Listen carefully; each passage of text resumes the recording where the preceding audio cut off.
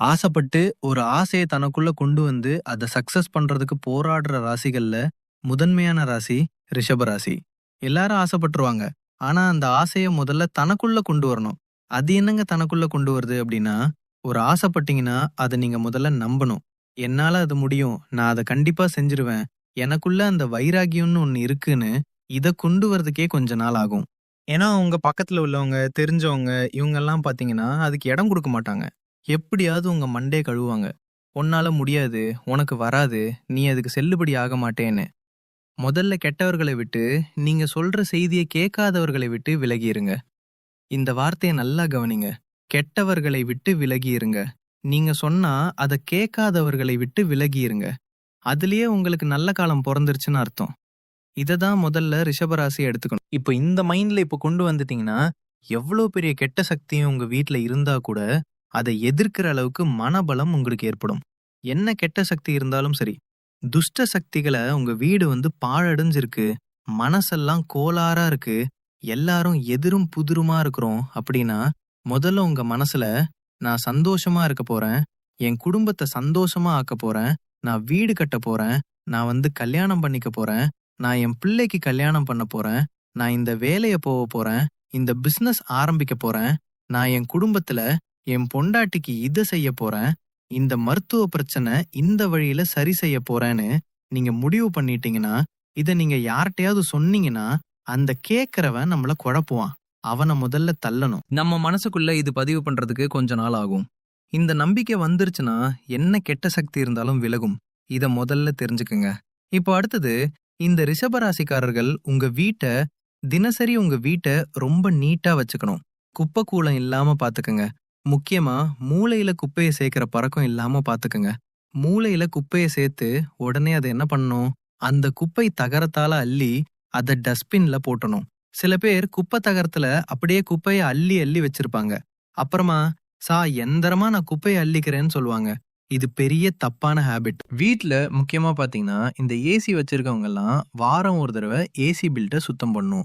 10 நாளைக்கு ஒரு தடவையாவது சுத்தம் பண்ணும். ஃபேன் 10 நாளைக்கு ஒரு தடவை துடைக்கணும். எல்லாம் என்ன நினைக்கிறோம்? என்ன சார் ஃபேன்ல என்ன இருக்குன்னு சொல்லுவாங்க. அதுல வரக்கூடிய தூசி, இந்த ஏசி பில்டர்ல வரக்கூடிய தூசி நமக்கு என்ன பண்ணும்? நாசி மூலமாக நமக்கு அந்த சுவாசத்துல போய் கலக்கும். அப்ப என்ன ஆகும்? நம்மளுடைய மனநிலை என்ன ஆகும்? வீட்ல நம்மள டைவர்ட் பண்ணும். நெகட்டிவ் உண்டாக்கும். ஒரு சின்னதா முடியலனா கூட, ஏதோ என் வீட்ல இருக்கு, அதனாலதான் நான் முடியாம உட்காந்துறேன். தும்மல் வருது, காலையில குளிச்சா டயர்ட் ஆயிடுறேன், தூங்குனா எழுந்திருக்க முடியலன்னு. ஒரு வீட்ல சொன்னாங்க, தூங்குறங்க, எனக்கு வீட்டுக்குள்ள வந்தாலே எழுந்திருக்க முடியல, அலுப்பு தட்டுதுன்னாங்க. வீட்ல போய் பார்த்தா 2 கொசுவத்தி ஓடிட்டு இருக்கு. கொசுக்காக கொசுவத்தி 2 போட்டு ஓட விட்டுட்டு இருக்காங்க. இந்த கொசு மயங்குதுன்னா, நம்ம அந்த அதே சுவாசத்தை தானே நம்ம உள்ளுக்குள்ள இறக்குறோம். எல்லா கதவையும் அடைச்சிட்டோம், ஜன்னல் அடைச்சிட்டோம், வீட்டை அடைச்சிட்டோம், வீட்டுக்குள்ள இருக்கிறோம். அந்த கொசுவத்தி மூக்குக்குள்ள போனதுன்னா நம்மளையும் கொஞ்சம் அப்படியே கறக்கத்துல வைக்க தானே செய்யும். இப்ப நம்ம என்ன பண்றது? கொசுக்கு பயந்து கொசுவத்தி ஏத்துறோம். அதை என்ன பண்றோம்? குறிப்பிட்ட நேரத்துல அந்த கொசுவத்தி அப்பப்ப ஆப் பண்ணி வச்சுக்கணும். அதை போட்டு விட்டு டபுள் பிளஸ் இருக்கும் அதுல வச்சிட வேண்டியது. சில பேர் ட்ரிபிள் பிளஸ்ல வச்சிருவாங்க. அவங்க வச்சவங்க மறந்துருவாங்க. இப்ப என்ன ஆகுது? இதையெல்லாம் நம்ம மைண்ட் ஏத்திக்கிட்டு வீட்ல ஏதோ துஷ்ட சக்தி இருக்குன்னு மனசு முடிவு பண்ணிரும். அந்த மாதிரி முடிவு பண்ணிட்டு போய் யார்கிட்டையும் கேட்டுப்படாதீங்க. எங்க வீட்ல ஏதாவது துஷ்ட சக்தி இருக்கான்னு கம்பல்சரி இருக்குன்னு வாங்க. அப்புறமா நீங்க இன்னும் பேதச்சிருவீங்க. முதல்ல உங்களை செக் பண்ணுங்க. நான் சொன்னதெல்லாம் கிளியர் பண்ணு. ஏசி பில்டர், ஃபேன் சுத்தம் பண்றது, கொசு ஊத்திய கரெக்டா இருக்கா, குப்பை குளங்களை சேர்த்தோம்னா உடனடியா அதை டிஸ்போஸ் பண்றது, இது எல்லாம் முடிச்சதுக்கு பிறகு நம்ம வீட்டு பாத்ரூம் லெட்டின் வரைக்கும் கெட்ட ஸ்மெல்லுக்கு இல்லாம அதுக்கு என்ன பினாயில் என்ன ஊத்தணும், சுத்தம் பண்ணும் அப்படிங்கறதெல்லாம் முடிச்சதுக்கு பிறகும் நம்ம வீட்ல சாமி பூஜை பண்ணி வாசனை பத்திகளை ஏத்தி வச்ச பிறகு உங்க வீட்டு வாசல் நிலப்படியில உட்கார்ந்து நல்லா கவனிங்க. ரிஷபராசிக்காரர்கள், உங்க வீட்டு வாசல் நிலப்படியில உட்கார்ந்து 6 வாரம் வெள்ளிக்கிழமை முடிஞ்சா விஷ்ணு சகஸ்ரநாமம் படிங்க. எல்லாரும் சாமி ரூம் கிட்ட உட்கார்ந்து தான் படிக்க சொல்லுவாங்க. இவர் என்ன இதெல்லாம் வீட்டை சுத்தம் பண்ணிட்டு வீட்ல வெள்ளிக்கிழமைக்கு விளக்கு ஏத்தி பூஜை பண்ணி பக்தி ஏத்திட்டு வீட்டு வாசல்ல நிலப்படிக்கிட்ட உள்ளுக்குள்ள உடாந்துக்கணும், வெளியில கிடையாது. ஏன்னா அந்த மகாலட்சுமிய என்ட்ரி பண்றோம். கெட்ட தெய்வங்களாம் ஓடிடும். சவுண்ட வைங்க, செஞ்சு பாருங்க. 6 வாரம் செஞ்சு பாருங்க. எந்த கெட்ட சக்தி இருந்தாலும் விலகும்.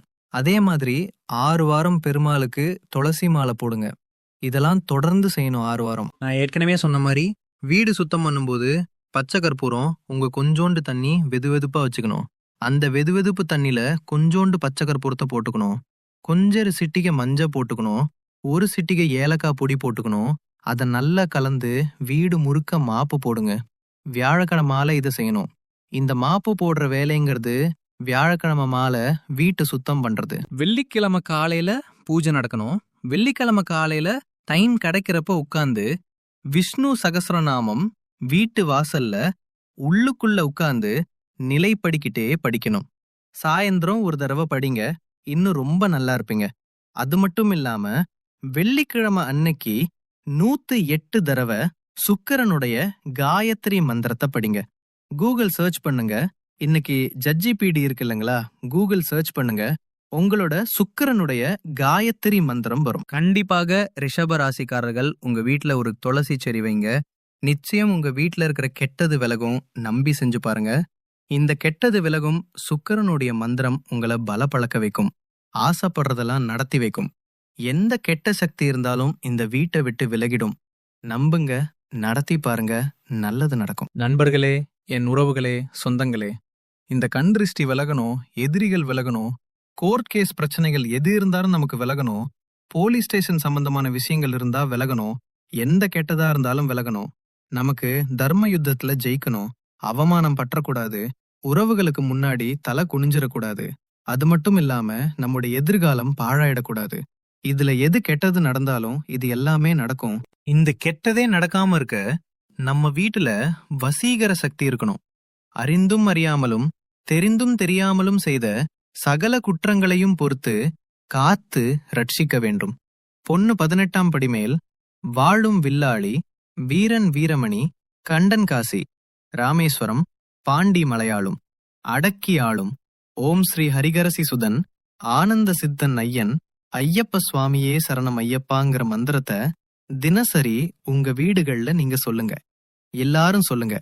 கண்டிப்பா நம்மளுடைய பாவங்கள் முதல்ல விலகும். நம்ம தெரியாம செஞ்ச பாவம், தெரிஞ்சு செஞ்ச பாவம், அறிஞ்சு செஞ்ச பாவம், அறியாம செஞ்ச பாவம், அது முதல்ல விலகும். மனசு முதல்ல சுத்தமாகும். மனசு சுத்தமான நம்ம அந்த வீட்டுக்குள்ள இருந்தோம்னா அந்த வீடு சுத்தமா இருக்கும். கண்ணாடியை தொடச்சிட்டு நம்ம முகத்தை பாருங்க, பரிச்சுன்னு தெரியும். அவ்வளவுதான். முதல்ல நம்மள சுத்தம் பண்ணிட்டோம்னா நம்ம வீடு சுத்தமாயிடும். இன்னைக்கு தெரிஞ்சுக்கங்க. நான் சொல்ற இந்த 3 விஷயத்த தயவு செய்து எல்லாரும் செஞ்சு பாருங்க. உங்க வீட்ல கெட்ட சக்தி விலகிடும். எந்த கெட்டதும் உள்ளுக்குள்ள அண்டாது. முதல் விஷயம், உங்க வீட்ல டெய்லி ஒரு தீபம் ஏத்துங்க. வீட்டை இருள விடாதுங்க. ஏதாவது ஒரு விளக்கு எரிஞ்சிட்டு இருக்கட்டும். வீட்ல வாசனை இருந்துகிட்டே இருக்கட்டும். வாசனை பொருட்கள் ஒரு பக்தி சென்டலா அடிச்சுக்கிறோம். எல்லா இடத்துலயும் ஒரு வாசனை இருக்கணும். வீட்டுக்குள்ள இல்லேன்னு சொல்லாத வார்த்தை நம்ம கிட்டே இருக்கணும். அவ்வளவுதான். நான் சொல்ற இந்த 3 விஷயத்த தயவு செய்து எல்லாரும் செஞ்சு பாருங்க. உங்க வீட்ல கெட்ட சக்தி விலகிடும். எந்த கெட்டதும் உள்ளுக்குள்ள அண்டாது. முதல் விஷயம், உங்க வீட்ல டெய்லி ஒரு தீபம் ஏத்துங்க. வீட்டை இருள விடாதீங்க. ஏதாவது ஒரு விளக்கு எரிஞ்சுக்கிட்டு இருக்கட்டும். வீட்ல வாசனை இருந்துகிட்டே இருக்கட்டும். வாசனை பொருட்கள் ஒரு பக்தி சென்டலா அடிச்சுக்கிறோம். எல்லா இடத்துலயும் ஒரு வாசனை இருக்கணும். வீட்டுக்குள்ள இல்லேன்னு சொல்லாத வார்த்தை நம்ம கிட்ட இருக்கணும். அவ்வளவுதான். வீட்ல அதிகமா நம்ம இல்லைங்கிற வார்த்தைய பயன்படுத்தக்கூடாது. அதே மாதிரி சில பேர் ரொம்ப துஷ்டமான வார்த்தைகளை பயன்படுத்துவாங்க. கெட்ட வார்த்தைகளை அதை சுத்தமா தவிர்த்துருங்க. இத மட்டும் தவிர்த்துருங்க. உங்க வீட்ல துஷ்ட சக்திகள் எல்லாம் வெளியில வந்துரும். ரொம்ப கடுமையான தோஷம் இருக்கு சுவாமி, கடுமையா எங்களுக்கு செய்வன கோளாறுகள் பிரச்சனைகள் இது மாதிரி இருக்கு, நாங்க என்ன பண்ணலாம்? என்னோட தொழில்ல பெரிய லாஸ், என் குடும்பத்துல பெரிய சிரமம், குடும்ப உறவுகள் பிரிஞ்சு கிடக்கு, நான் என்ன செய்யலாம்? ரொம்ப இன்னும் ஒரே ஒரு பரிகாரத்தை சொல்லி நிறைவு செய்யறேன். பசுமாடு கண்ணுக்குட்டி உங்க வீட்டுல பக்கத்துல யாருக்கிட்ட இருக்கோ அந்த பசுமாடு கண்ணுக்குட்டிய வீட்டுக்கு அழைச்சிட்டு வந்து கோமாதா, இந்த கோமாதாவை அழைச்சிட்டு வந்து உங்க வீட்டு மத்திய பகுதியில நிப்பாட்டி அந்த பசுக்கு பூஜை பண்ணுங்க.